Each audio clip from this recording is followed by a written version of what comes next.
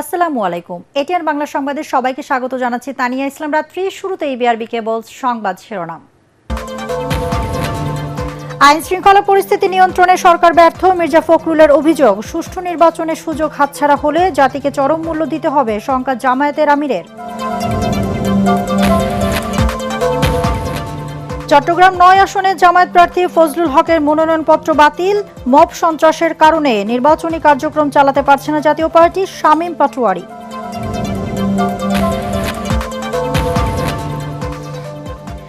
জুলাই হত্যাকাণ্ডের সহায়তা ৫ অভিযোগে আনিসুল হক ও সালমান এফ রহমানের বিরুদ্ধে ট্রাইব্যুনালে অভিযোগ গঠন, আনুষ্ঠানিক বিচার শুরু। এলপি গ্যাস সংকটে সারা দেশে চরম ভোগান্তিতে গ্রাহকরা। সংকট কাটতে আরো অন্তত ১ মাস লাগবে বলছে আমদানিকারকরা।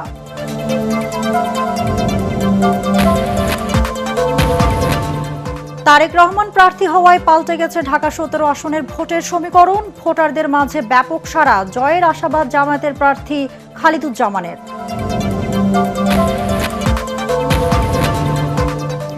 এবং নিজেকে ভেনেজুয়েলার ভারপ্রাপ্ত প্রেসিডেন্ট ঘোষণা যুক্তরাষ্ট্রের প্রেসিডেন্ট ডোনাল্ড ট্রাম্পের।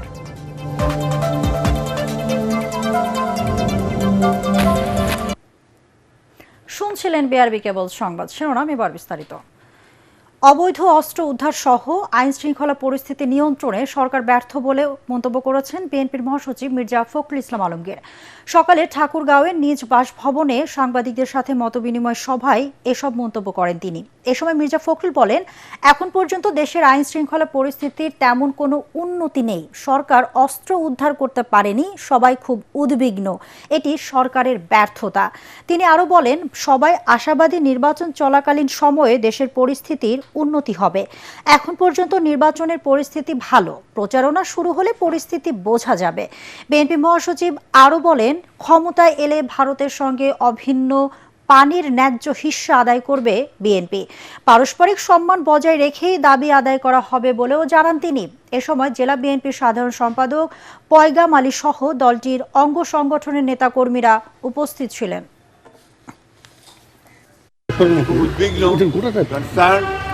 মনে করি এটা সরকারের একটা ব্যর্থতাই বলবো যে এটা সব শেষ করে দিলেন। এইরকম একটা উন্নত হয়েছে বলে আমার কাছে মনে হয়। তবে আমি আশাবাদী, আমি মনে করি যে নির্বাচন চলাকালীন সবাই সেটা ইমপ্রুভ করবে আরো এবং একটা ভালো অবস্থায়।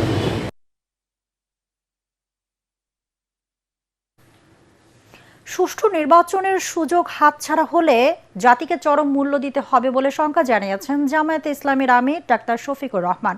ইউরোপীয় ইউনিয়নের নির্বাচন পর্যবেক্ষক মিশনের সাথে বৈঠক শেষে তিনি কথা বলেন।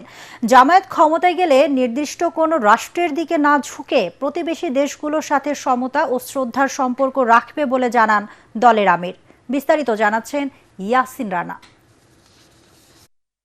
রাজধানীর বসুন্ধরা কার্যালয়ে জামায়াতের আমির ডাক্তার শফিকুর রহমানের সাথে সাক্ষাৎ করেন চীনের রাষ্ট্রদূত ইয়া ওয়েন। পরে ইউরোপীয় ইউনিয়নের নির্বাচন পর্যবেক্ষক মিশনের প্রধান আইভার্স ইজাবসের নেতৃত্বে প্রতিনিধি দলের সাথেও বৈঠক অনুষ্ঠিত হয়। নির্বাচনে লেভেল প্লেইং ফিল্ড নিয়ে উদ্বেগের কোনো বিষয় আছে কিনা তা জানতে চায় ইইউ প্রতিনিধি দল। এ বিষয়ে সরকার বা ইসির কাছে সমস্যার সমাধান না পেলে আন্তর্জাতিক সম্প্রদায়ের কাছে তুলে ধরা হবে বলে জানায় জামাত। দলের আমির ডাক্তার শফিকুর রহমান বলেন, ক্ষমতায় গেলে প্রতিবেশী দেশগুলোর সাথে সমতা ও শ্রদ্ধার সম্পর্ক থাকবে। সভ্য এবং গণতান্ত্রিক রাষ্ট্র যেগুলো আছে সবার সাথেই আমাদের সম্পর্ক থাকবে, বন্ধুত্বের সম্পর্ক। যারা আমাদের প্রতিবেশী তাদের সাথে অবশ্যই প্রতিবেশী সুলভ সম্পর্ক আমাদের থাকবে এবং আমরাও প্রত্যাশা করব তারাও আমাদের সাথে প্রতিবেশীর মতোই আচরণ করবেন। সেই আচরণটা হবে পারস্পরিক শ্রদ্ধা এবং সমতার ভিত্তিতে। আমরা কোনো ক্ষেত্রেই কোনো অসমতা দেখতে চাই না। আমাদের ফরেন পলিসির ব্যাপারে, রিলেশনসের ব্যাপারে আমরা বলেছি যে আমরা কোনো নির্দিষ্ট রাষ্ট্রের দিকে ঝুঁকতে চাই না, বরঞ্চ সারা বিশ্বের সাথে বন্ধুত্ব আর সমন্বয় রক্ষা করেই আমরা আমাদের দেশকে সামনে এগিয়ে নিতে চাই। দেশের যুব সমাজ জামাত ইসলামীকে ব্যাপক সমর্থন দিচ্ছে জানিয়ে দলের আমির বলেন, এবার সুষ্ঠু নির্বাচন না হলে দেশের মারাত্মক ক্ষতি হবে। দেশের প্রত্যেকটা ক্রেডিবল ইলেকশন আমরা একটা নির্বাচনে শুধু আমরা বয়কট করেছি, এটা ছিল 18 সালের নির্বাচন। যে এই নির্বাচনটাকে মিডনাইট ইলেকশন বলা হয়। সেই নির্বাচনে যখন আমাদের সামনে পরিষ্কার হয়ে গেল যে এটা কোনো নির্বাচন না, তখন নির্বাচনের দিন দুপুর 12:30টায় আমরা নির্বাচন থেকে সরে দাঁড়াই। আমরা এবার মনে করি এই ধরনের কোনো পরিবেশ সৃষ্টি হবে না, হতে দেওয়া উচিত না। এটাকে যে কোনো মূল্যে এনশিওর করতে হবে যে ফেয়ার ইলেকশন হবে। এবারকার ইলেকশন যদি হাত ছাড়া হয় এই জাতির, আমরা জানি না এই জাতিকে কত মূল্য পরিশোধ করতে হবে। ভোটের মাঠে জামাতে নারী কর্মীদের নানাভাবে হয়রানি করা হচ্ছে জানিয়ে এ বিষয়ে নির্বাচন কমিশন ও রাজনৈতিক দলগুলোকে ব্যবস্থা গ্রহণের আহ্বান জানান জামায়াতের আমির ডাক্তার শফিকুর রহমান। ইয়াসিন রানা, এটিএন বাংলা, ঢাকা। নির্বাচন কমিশনের তৃতীয় দিনের মতো আপিল শুনানি চলছে। আজ নিষ্পত্তি হবে 141 থেকে 210 নম্বর আপিল আবেদন। শেষ খবর পাওয়া পর্যন্ত আজকের তালিকায় থাকা 70টি আপিল আবেদনের মধ্যে 36টি নিষ্পত্তি হয়েছে। এর মধ্যে 19 জনের আপিল মঞ্জুর হওয়ায় নির্বাচনে অংশ নিতে তাদের আর বাধা নেই। নামঞ্জুর হয়েছে 13 জনের আপিল। 2 জনের আপিল আবেদন স্থগিত, অন্যজন প্রত্যাহার করে নিয়েছেন। এর আগে সকাল 10টায় প্রধান নির্বাচন কমিশনার AM নাসির উদ্দিনের সভাপতিত্বে শুনানি শুরু হয়। 4 কমিশনার, ইসি সচিব ও রিটার্নিং কর্মকর্তার প্রতিনিধি উপস্থিত রয়েছেন। গত 3 দিনে জাতীয় পার্টির 19 জনের আপিল মঞ্জুর হয়েছে, নামঞ্জুর হয়েছে 4 জনের। দলটির মহাসচিব ব্যারিস্টার শামীম হায়দার পাটোয়ারি বলেন, মব করে জাতীয় পার্টিকে নির্বাচন থেকে দূরে রাখা যাবে না। 12 ফেব্রুয়ারি লাঙ্গল প্রতীকেই নির্বাচন করবে তাদের দল।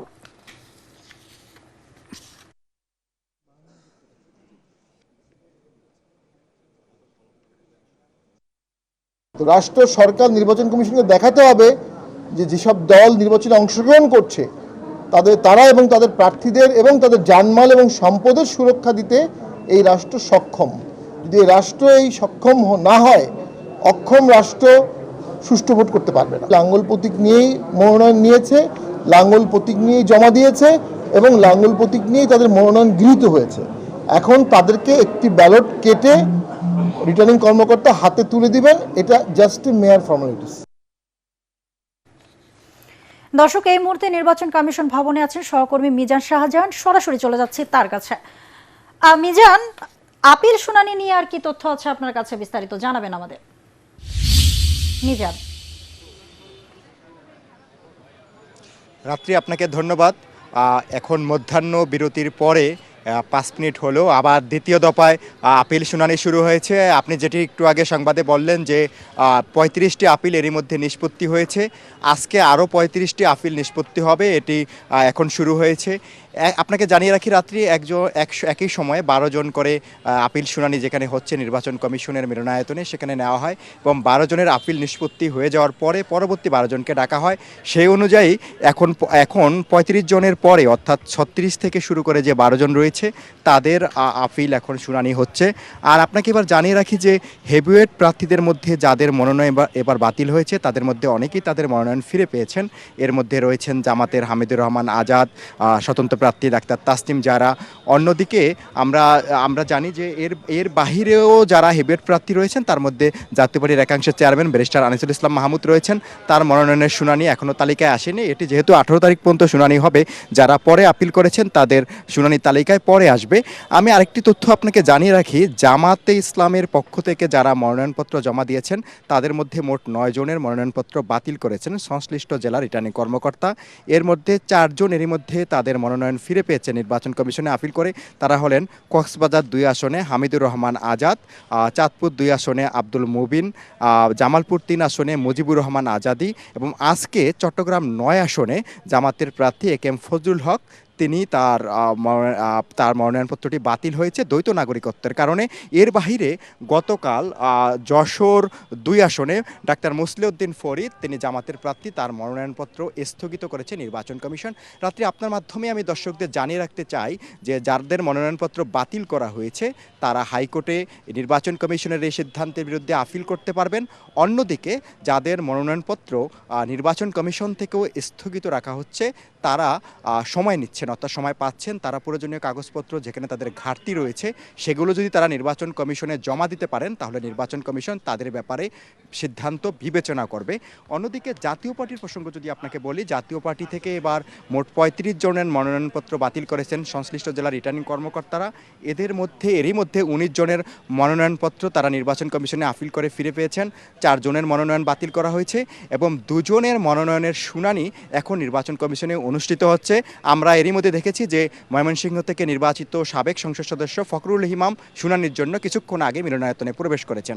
রাত্রি এই মুহূর্তে হচ্ছে আমার কাছে নির্বাচন কমিশন থেকে সবশেষ খবর, বিকেল ৫টায় যখন ৭০টি প্রার্থীর মনোনয়নের শুনানি শেষ হবে তখন এই বিষয়ে পরবর্তী সংবাদে আপনাকে আরো বিস্তারিত জানাতে পারবো। মিজান, ধন্যবাদ আপনাকে।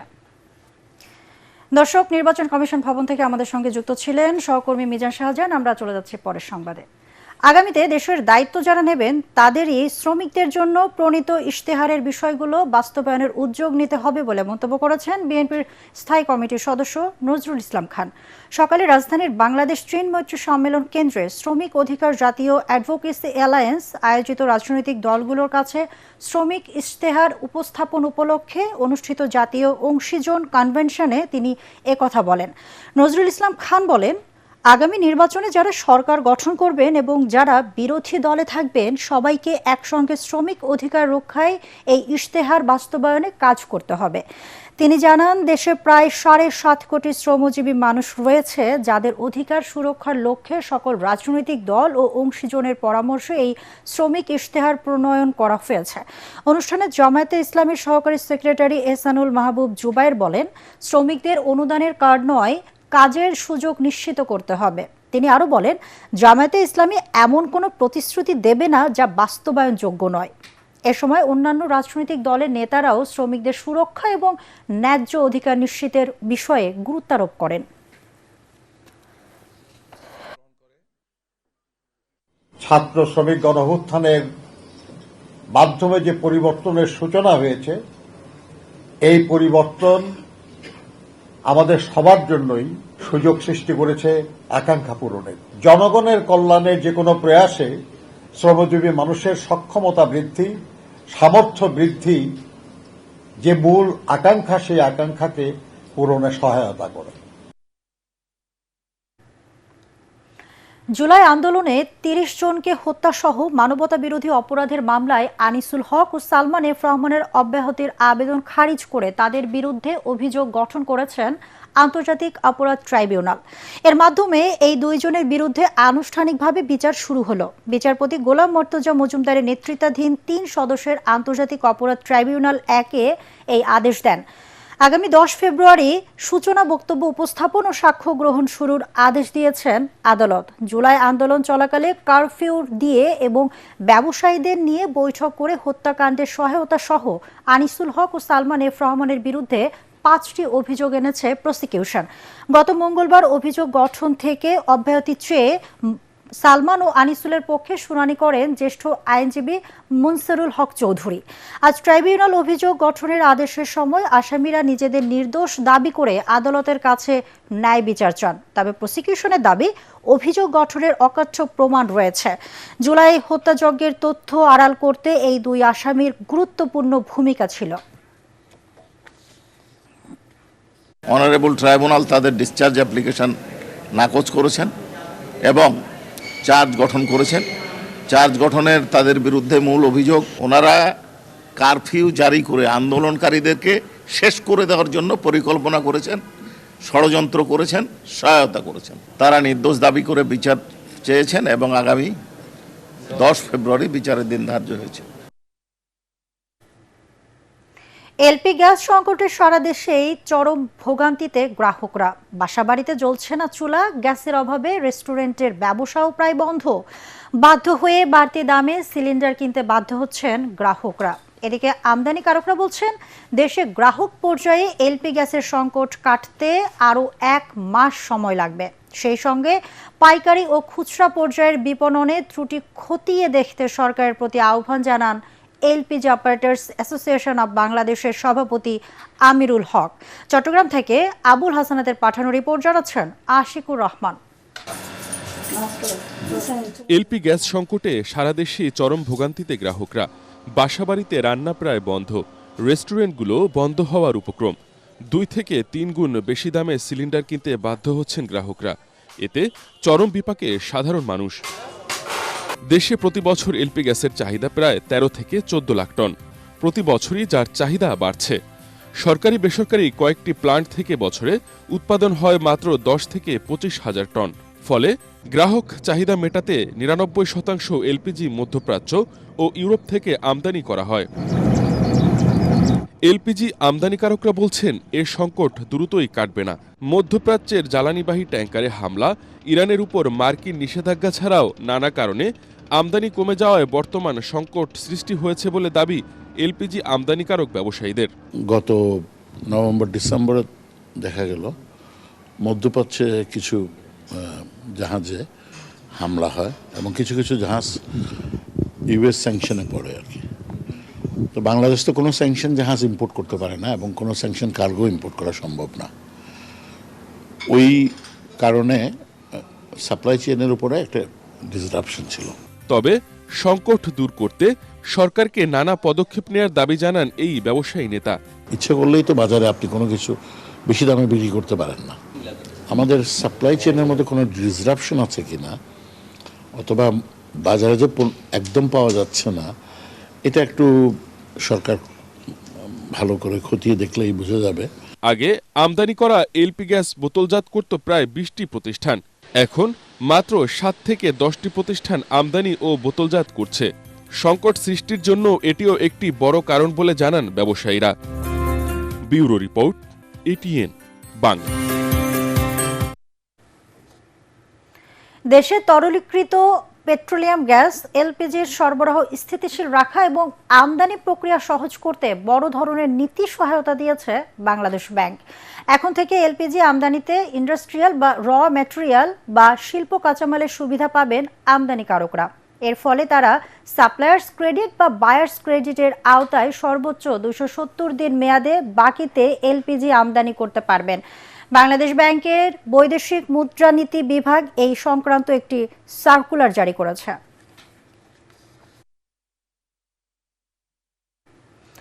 বনশ্রীতে স্কুল শিক্ষার্থী ফাতেমা হত্যার অভিযোগে রেস্তোরাঁর কর্মচারী মিলনকে আটক করেছে র্যাব। সিসিটিভির ফুটেজ বিশ্লেষণ শেষে অভিযান চালিয়ে সকালে বাগেরহাট থেকে তাকে আটক করা হয়েছে বলে জানায় সংস্থাটি। এর আগে একাধিক ব্যক্তির নামে খিলগাঁও থানায় মামলা করেন নিহতের পরিবার। শনিবার রাতে রাজধানীর বনশ্রীর বাসা থেকে 10ম শ্রেণীর ছাত্রী ফাতেমা আক্তার লিলির গলাকাটা মরদেহ উদ্ধার করে পুলিশ। নিহতের পরিবার জানায় প্রায় রাতে বাসায় আসতে চাইলে নিহত ফাতেমা মিলনকে বাধা দিতেন। এই ক্ষোভ থেকেই তাকে মিলন হত্যা করেছে বলে ধারণা তাদের। হত্যার পর বাসা থেকে লুট হয়েছে 5 লাখ টাকা সহ 5 ভরি স্বর্ণালংকার। বিএনপি চেয়ারম্যান তারেক রহমান প্রার্থী হওয়ায় পাল্টে গেছে ঢাকা 17 আসনের ভোটের সমীকরণ। তারেক রহমান প্রার্থী হওয়ায় খবর ভোটারদের মাঝেও ব্যাপক সাড়া ফেলেছে। উচ্ছ্বসিত বিএনপি নেতাকর্মীদের নিয়ে বৈঠক করে প্রয়োজনীয় দিক নির্দেশনা দিচ্ছেন তারেক রহমান। এদিকে থেমে নেই জামায়াতের প্রার্থী ডাক্তার এস.এম. খালিদুজ্জামান। আত্মবিশ্বাস নিয়ে ভোটের মাঠ চষে বেড়াচ্ছেন তিনি। বিস্তারিত জানাচ্ছেন ইয়াসিন রানা। গুলশান, বনানী, ক্যান্টনমেন্ট ও ভাসানটেক থানা এলাকা নিয়ে গঠিত ঢাকা 17 আসনে বিএনপি জামাত সহ মোট প্রার্থীর সংখ্যা 10 জন। অভিজাত এই আসনে বেশ কয়েকটি বস্তি রয়েছে এবং ভোটের সংখ্যায়ও নিম্নবিত্ত মানুষেরই বসবাস বেশি। প্রথমবারের মতো জাতীয় নির্বাচনে অংশ নিতে এসে এই আসনে প্রার্থী হয়েছেন বিএনপি চেয়ারম্যান তারেক রহমান। তাই উচ্ছ্বসিত দলের নেতাকর্মীরা। সরকার গঠন করতে পারলে প্রধানমন্ত্রীর দায়িত্ব নেবেন এমন নেতা এখানে নির্বাচন করছেন, এই খবর এলাকার সাধারণ মানুষকেও আশাবাদী করে তুলেছে। আগামীতে ইনশাল্লাহ তারেক রহমান বিপুল ভোটে এই আসন থেকে এমপি নির্বাচিত হবে। আমরা শুনছি যে এখানে তারেক রহমান প্রার্থী হয়েছে, বস্তিবাসীর জন্য উনি এমন একটা কিছু নিয়ে করবো যেটা আসলে সারা বাংলাদেশের মানুষ তাকায় দেখবো। জনগণের ভিতরে ব্যাপক উদ্দীপনা এবং আমাদের সমস্ত নেতাকর্মী যারা আছে সবাই ভিতর উদ্দীপনা কাজ করছে। দেশনায়ক তারেক রহমান দেশে ফেরার আগের অবস্থা আর দেশে ফেরার পরের অবস্থা কিন্তু অনেক পরিবর্তন। আমরা আশা করি যে এই নির্বাচনী এলাকায় অন্তত 90% ভোট ইনশাল্লাহ আমরা পাবো। শুরুতে প্রধান প্রতিদ্বন্দ্বী হিসেবে বিএনপি জোট থেকে বিজেপি সভাপতি আন্দালিব রহমান পার্থকে পেয়ে জামাত প্রার্থী ডাক্তার এস.এম. খালিদুজ্জামানের জয় নিয়ে দাঁড়িপাল্লার নেতাকর্মীরা আশাবাদী হয়ে ওঠেন।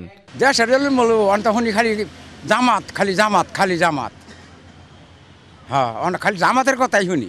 আমরা বিগত 54 বছর দেখছি, এবার একটা পরিবর্তন চাচ্ছে। এখন বিএনপির প্রধান প্রার্থী হওয়ায় তাকে চ্যালেঞ্জ জানাতে নতুন পরিকল্পনা নিয়ে মাঠে নেমেছে জামাত নেতাকর্মীরা। হেভিয়েট প্রার্থী এখানে দিয়েছে বিএনপির চেয়ারম্যান জনাব তারেক রহমান, আমরা ওনাকে ওয়েলকাম জানাই। আমাদের ভোটের যে সমীকরণ বলছেন কোনো পরিবর্তন হয় নাই, মানুষ কিন্তু এখানে দাঁড়িপাল্লাকে ভোট দেওয়ার জন্য তারা, আমি বলবো যে একরকম তারা প্রস্তুতি নিয়ে আছে। ভোটারদের প্রত্যাশা দল মত নির্বিশেষে সাধারণ মানুষের সমস্যা সমাধান করে জীবনযাত্রার মান উন্নয়নে ভূমিকা রাখবেন এই আসনে আগামীর সংসদ সদস্য। ইয়াসিন রানা, এটিএন বাংলা, ঢাকা। সালামস্টের ভোটের গাড়ি নিয়ে বগুড়া সদর 6 আসনে ভোটের খবর জানাচ্ছেন প্রতিনিধি আজিজুল হাকিম রোমন। সালাম স্টিল ভোটের গাড়ি সকাল থেকেই বগুড়া সদর আসনের বিভিন্ন প্রান্তে ঘুরে বেড়াচ্ছেন। তারেক রহমান বগুড়া সদর 6 আসন থেকে নির্বাচন করছেন। তারা সাধারণ ভোটার আমাকে জানিয়েছেন যে এটা বিএনপি এলাকা হওয়াতেই এখানে যেই দাঁড়াক তারা অন্য কাউকে ভোট দেবে না। এটা স্বাধীনতার ঘোষক জিয়াউর রহমানের জন্মস্থান। এখানে বেশ কয়েকবার প্রধানমন্ত্রী হয়েছেন বেগম খালেদা জিয়া, তার ছেলে জনাব তারেক রহমান এখানে নির্বাচন করবেন। আমরা বগুড়াবাসী উন্মুখ হয়ে আছে তাকে ভোট দিয়ে বিজয়ী করার জন্য। আগামীতে তাকে প্রধানমন্ত্রী হিসাবে বগুড়াবাসী দেখতে চায়। যেমনটি সাধারণ ভোটাররা বলছিল যে এখানে জনাব তারেক রহমানকেই ভোট দিয়ে নির্বাচন করবেন। এই ছিল বগুড়া 6-এর নির্বাচনী হালচাল। এবারে আন্তর্জাতিক প্রসঙ্গ। নিজেকে ভেনেজুয়েলার ভারপ্রাপ্ত প্রেসিডেন্ট হিসেবে ঘোষণা দিয়েছেন যুক্তরাষ্ট্রের প্রেসিডেন্ট ডোনাল্ড ট্রাম্প। নিজের সামাজিক যোগাযোগ মাধ্যম ট্রুথ সোশ্যালে এই ঘোষণা দিয়েছেন তিনি। স্থানীয় সময় রোববার ট্রুথ সোশ্যালে নিজের একটি ছবি পোস্ট করেছেন প্রেসিডেন্ট ট্রাম্প। সেই ছবির নিচে বলা হয়েছে 2026 সালের জানুয়ারি মাসে ভেনেজুয়েলার ভারপ্রাপ্ত প্রেসিডেন্টের পদে আসীন হয়েছেন তিনি। গত 3রা জানুয়ারি ভেনেজুয়েলার রাজধানী কারাকাসে সামরিক অভিযান চালিয়ে দেশটির প্রেসিডেন্ট নিকোলাস মাদুরো এবং তার স্ত্রী সিলিয়া ফ্লোরেসকে সরকারি বাসভবন থেকে অপহরণ করে যুক্তরাষ্ট্রের নিউ ইয়র্ক সিটিতে নিয়ে আসে মার্কিন সেনাবাহিনী। তাদের উভয়ের বিরুদ্ধে যুক্তরাষ্ট্রে মাদক পাচারের অভিযোগ আনা হয়েছে এবং মার্কিন আদালতে সেই অভিযোগে বিচার চলছে। বর্তমানে মাদুরো এবং সিলিয়া নিউ ইয়র্ক সিটির ফেডারেল কারাগারে বন্দী আছেন। বেহাল দশা শিক্ষা ব্যবস্থার, নেই কোনো উন্নত চিকিৎসা ব্যবস্থা। কর্মসংস্থানের অভাবে খুব কাছে ভারতীয় বর্ডার হওয়ায় চোরাচালান সহ নানা ধরনের অপরাধে জড়িয়ে পড়ে এখানকার মানুষেরা।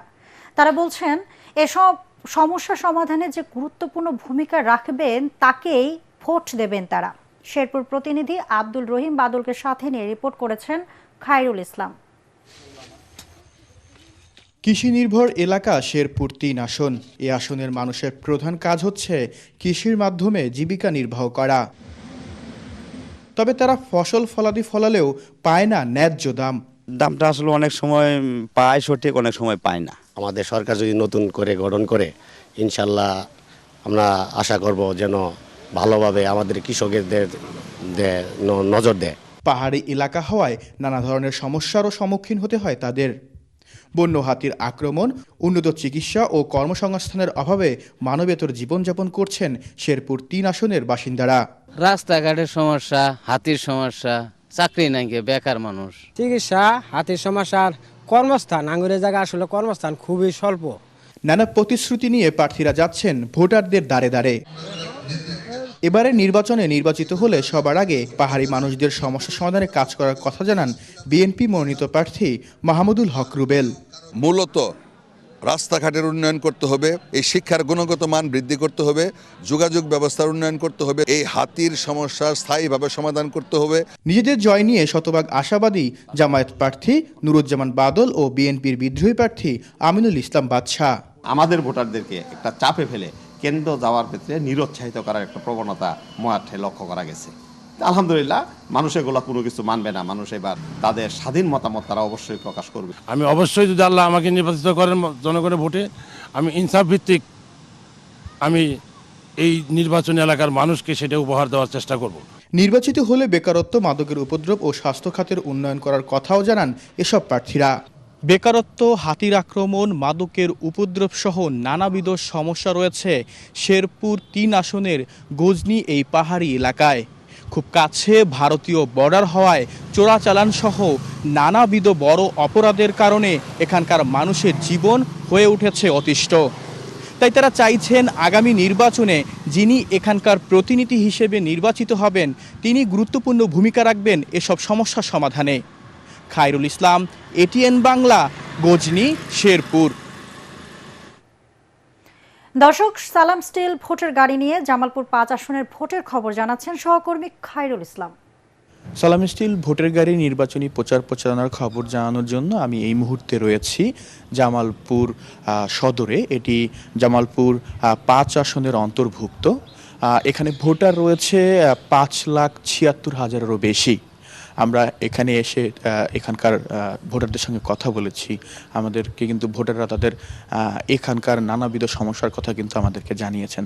তারা বলছেন এখনও তাদের এই সদরে প্রায় 800 কিলোমিটারের মতো রাস্তা রয়েছে যেটি এখনও কাঁচা। বর্ষাকাল এলে এ সকল সড়ক দিয়ে বা রাস্তা দিয়ে তারা চলাফেরা করতে পারে না। অবৈধভাবে বালু উত্তোলন করা হয়, আর সেই বালু উত্তোলনের ফলে কিন্তু এখানকার নদী ভাঙনেরও কিন্তু একটি বড় ধরনের সমস্যা রয়েছে।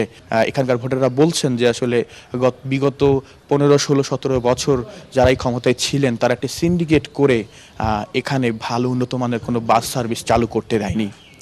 সালাম স্টিল ভোটের গাড়ি নিয়ে এই ছিল আমার কাছে সর্বশেষ খবর। এবারে পূবালী ব্যাংক বাণিজ্য সংবাদ।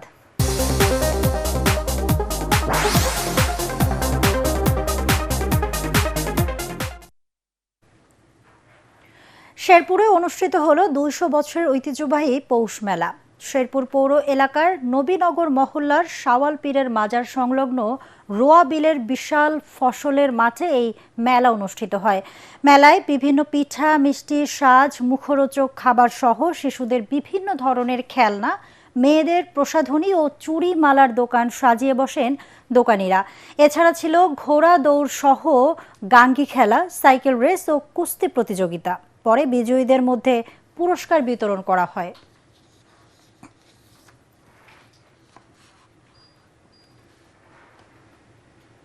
এবারে সন্ধানী লাইফ ইন্স্যুরেন্স আন্তর্জাতিক সংবাদ।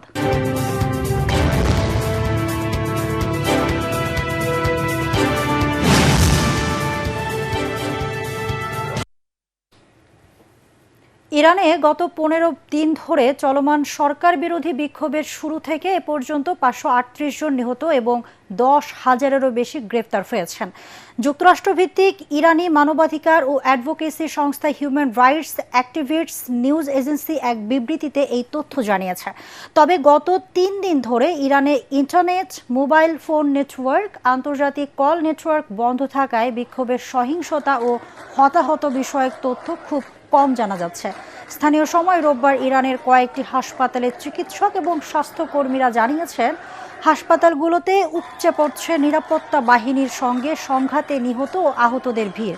রাজধানী তেহরানের একটি বড় হাসপাতালের চিকিৎসকরা বলেছেন তাদের মর্গে লাশ রাখার আর জায়গা না থাকায় নতুন যেসব মরদেহ আসছে সেসব ফেরত পাঠাতে বাধ্য হচ্ছেন হাসপাতাল কর্তৃপক্ষ।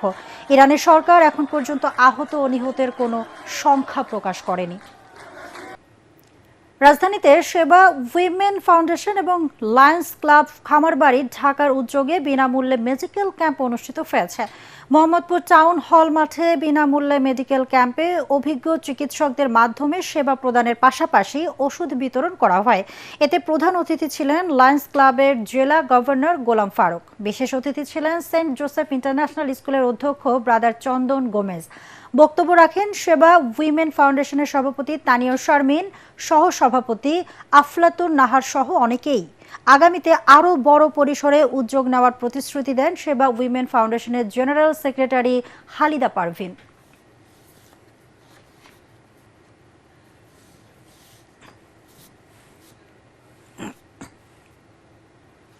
এবারে খেলার খবর।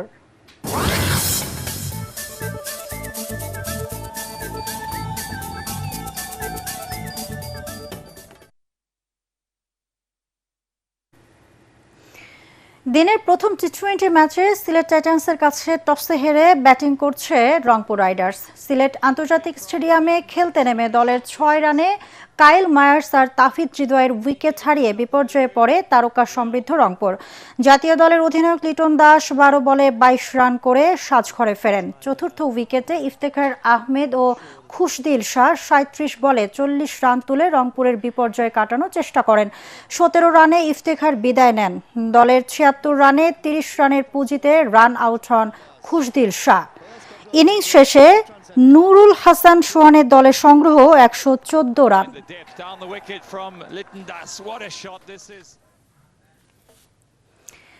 শেষ করার আগে বিআরবি কেবল সংবাদ শিরোনাম আরেকবার। আইন শৃঙ্খলা পরিস্থিতি নিয়ন্ত্রণে সরকার ব্যর্থ, মির্জা ফখরুলের অভিযোগ। সুষ্ঠু নির্বাচনের সুযোগ হাতছাড়া হলে জাতিকে চরম মূল্য দিতে হবে, শঙ্কা জামায়াতের আমিরের। চট্টগ্রাম 9 আসনে জামায়াত প্রার্থী ফজলুল হকের মনোনয়নপত্র বাতিল। মব সন্ত্রাসের কারণে নির্বাচনী কার্যক্রম চালাতে পারছে না জাতীয় পার্টি, শামীম পাটোয়ারি। জুলাই হত্যাকাণ্ডে সহায়তা সহ 5 অভিযোগে আনিসুল হক ও সালমান এফ রহমানের বিরুদ্ধে ট্রাইব্যুনালে অভিযোগ গঠন, আনুষ্ঠানিক বিচার শুরু।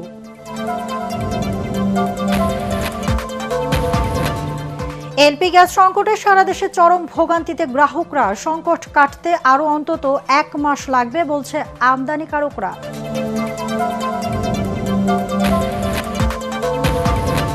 তারেক রহমান প্রার্থী হওয়ায় পাল্টে গেছে ঢাকা 17 আসনের ভোটের সমীকরণ। ভোটারদের মাঝে ব্যাপক সাড়া, জয়ের আশাবাদ জামায়াতের প্রার্থী খালিদুজ্জামানের। এবং নিজেকে ভেনেজুয়েলার ভারপ্রাপ্ত প্রেসিডেন্ট ঘোষণা যুক্তরাষ্ট্রের প্রেসিডেন্ট ডোনাল্ড ট্রাম্পের।